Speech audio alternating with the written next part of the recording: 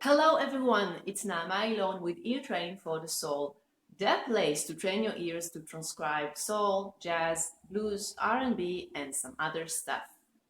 In this lesson, I want to show you my 4 steps process to recognize any chord you want to learn to recognize. If you watch my latest video about the biggest mistake with ear training practice, you might be thinking that I'm contradicting myself now, because the message of that lesson was to always focus on the context.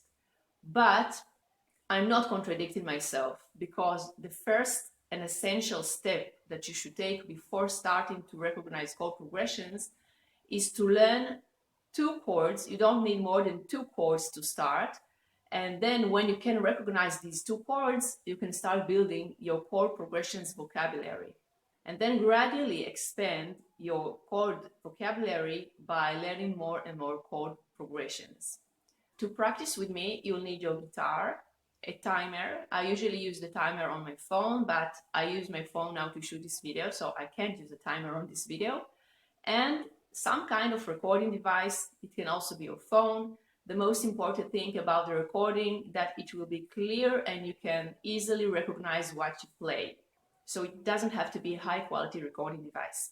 For this practice, I chose the minor 7th chord to demonstrate the 4 steps process, but of course you can choose whatever chord you want. Let's get started. Step number 1.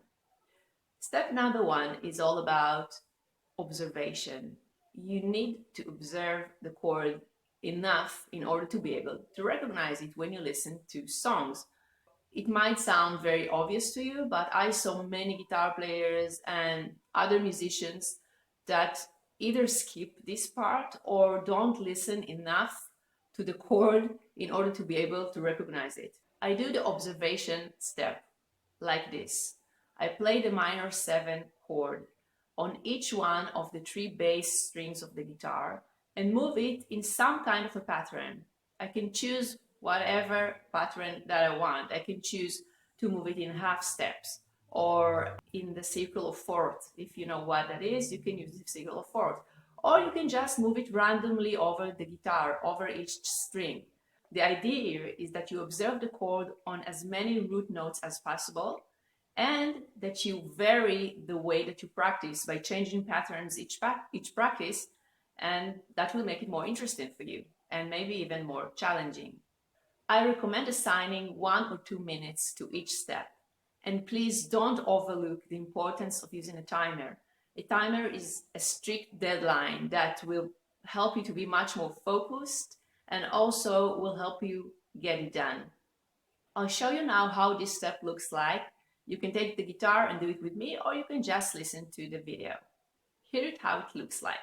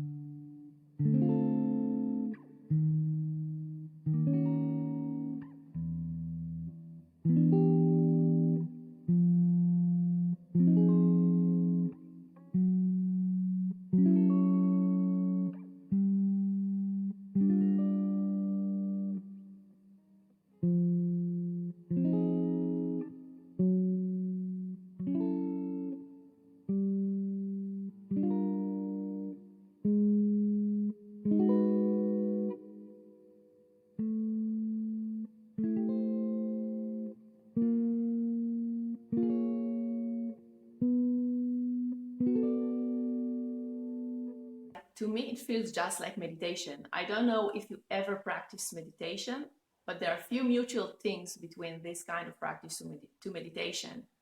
You have to be present in the moment. You have to really observe what what you have in the moment, in our case, is the minor 7th sound, and you want to feel relaxed and breathe deeply as possible. I don't know if I really breathe deeply in this video, but you should try to be as relaxed as you can, because all these elements will really improve your ability to not just observe, but absorb the sound into your system, into your body, and program it in your ears profoundly. Step number 2. Step number 2 is imagining the chord sound by just playing the bass note. So in this step, I will play the bass note of the chord, and then I will try to imagine how the minor 7th should sound on this bass note. Now, if you think this should be very easy after you practice for 1 or 2 minutes just listening to a minor 7th chord, then you might be surprised. If you never ever practice this kind of sound imagination muscle, this might be challenging for you. So don't get discouraged. Just continue doing it, and by the time you find it from practice to practice much more easier to imagine the sound of this minor 7th chord. This is how this step looks like.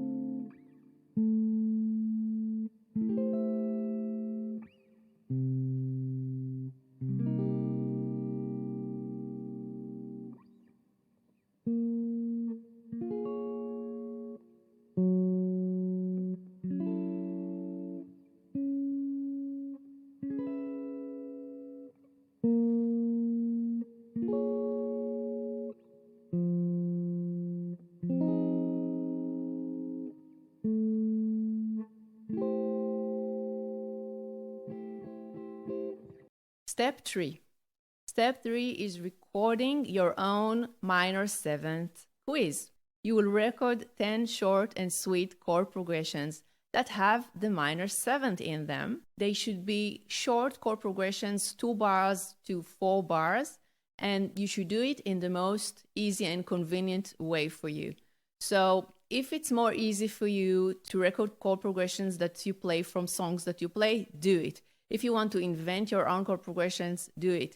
If you want to just play randomly chords, you can do it in this exercise. It's okay.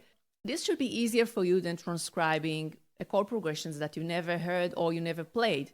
But even if it's easier, you're still working your sound imagination muscle to prepare it to more challenging situations of transcribing music. So you are working here when you're transcribing what you've just played, but you are much more involved in the process. And I think that the more you get involved in the process, the more you really, really learn. If the only recording device that you have is your phone, use your phone, because the only important thing here is that it will be clear enough that you can recognize what you play. The audio quality is not that important. Then listen to what you've recorded and find where the minor 7ths are in those chord progressions. Because I don't want this video to be too long, I won't play 10 progressions, but less. I just want you to get the idea how short and sweet these chord progressions should be.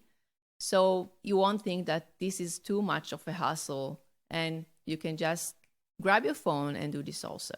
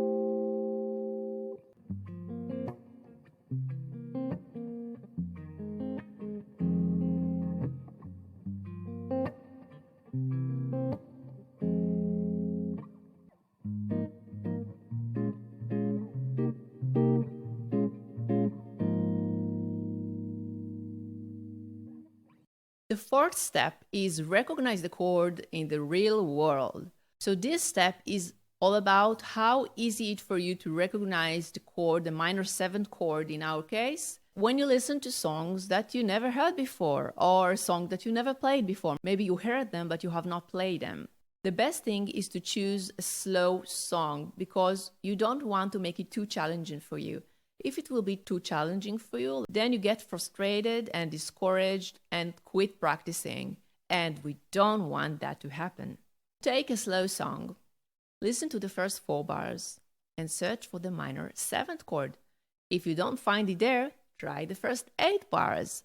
Most chances that after the 8 bars of 2 or 3 songs that you listen to, you will find a minor seventh chord there. We are talking about soul, jazz, blues, and R&B.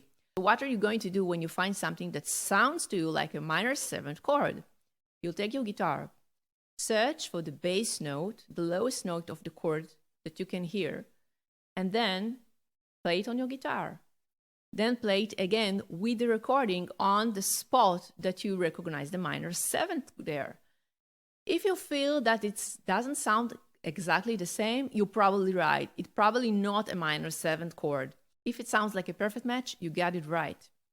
After you practice enough time, one chord, and you feel that you can really identify it, you can move to identify another chord. And then when you have 2 chords, what we can do is start practicing on the progressions, which is what the next lesson is going to be all about. So stay tuned for that. I hope that this process clarifies how you can program a chord sound into your ears in a way that sticks forever there and enable you to identify it quickly each time you listen to a song. If you have any questions regarding this 4 steps process, please leave them in the comments below and I'll do my best to answer them as fast as possible. And of course, if you find it helpful, please subscribe to the channel and ring the bell button to get a notification when I upload a new video. Thanks so much for watching, and I'll see you next time.